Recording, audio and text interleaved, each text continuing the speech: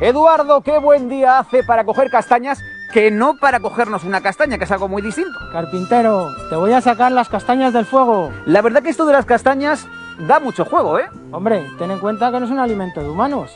También los animales se alimentan de ello.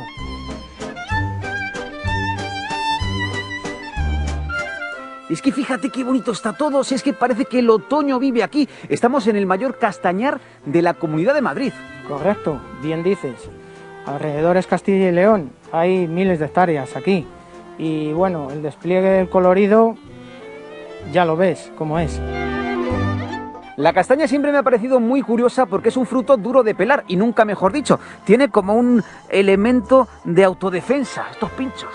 Claro, esto se llama erizo y es pues como semejante a un erizo, un puercoespín. Es un mecanismo de defensa.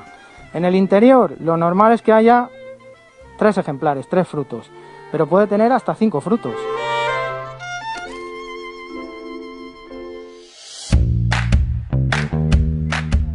Vamos a adentrarnos en las profundidades del castañar. Vamos a bajar.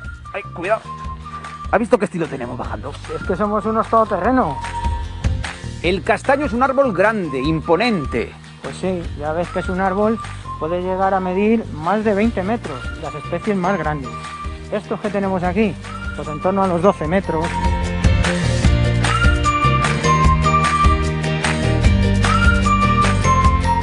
A juzgar por la cesta de este señor, estamos en un buen año de castañas.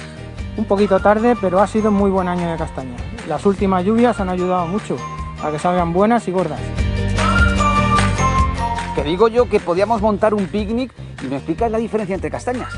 No se me ocurre un plan mejor, carpintero. Pues aquí tenemos las pilongas y las injertas. Las pilongas vas a ver un poquito más oscuras y una textura como más gruesa.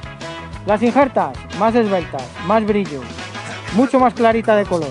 Aquí es donde se ve un buen amigo, el que pela la castaña y no para comérsela él, sino para que se la coma el prójimo. Aquí tienes, carpintero, que la disfrutes. Castañas de Rozas, las mejores del mundo. Riquísimas. Bueno, pues